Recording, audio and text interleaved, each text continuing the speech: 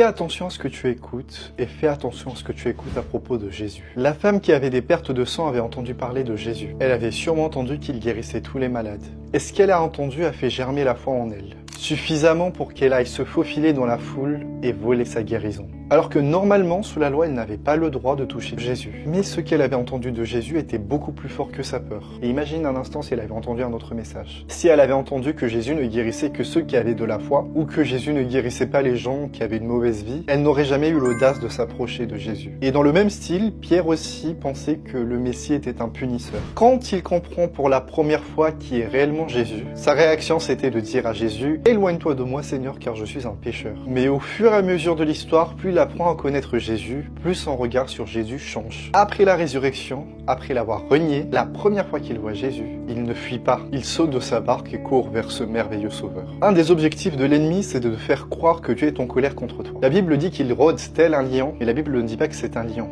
Il essaie d'imiter le lion. Et la Bible dit aussi que la colère d'un roi est comparable au rugissement d'un lion. Le diable imite la colère de Dieu. Il essaie de te faire croire que Dieu est encore en colère contre toi. Mais la vérité, c'est que Dieu n'est plus en colère contre toi. Parce que Jésus a tout accompli à la croix. Parce que Jésus a porté tous tes péchés, tes malédictions, tes maladies et tes manquements. Pour que tu deviennes, en croyant en lui, un enfant de Dieu, aimé, juste, sans aucune condition. Par la seule foi en Jésus et ce qu'il accomplit pour toi à la croix, tu es devenu juste. Alors qu'est-ce que tu entends de Dieu aujourd'hui? Un être méchant qui te frappe à la moindre erreur, qui n'est pas vraiment amour et qui t'attend les bras croisés? Et je vais être honnête avec toi, dans la Bible, ce n'est pas le cas. Il n'est pas comme ça. N'oublie pas, la foi vient de ce qu'on entend et ce qu'on entend vient de la parole du Christ. Fais attention à ce que tu écoutes. Moi, je te recommande d'écouter des prédications qui mettent Jésus au centre. Son amour, sa grâce et sa puissance au centre. Pas toi, pas tes performances. Ce que tu entends détermine ta relation avec Dieu. Et ce que tu entends détermine ce que tu crois. Et ce que tu crois détermine tes actions. Alors il est temps d'entendre juste à propos de ton Papa Céleste. C'est tout pour aujourd'hui, abonne-toi pour ne rien rater.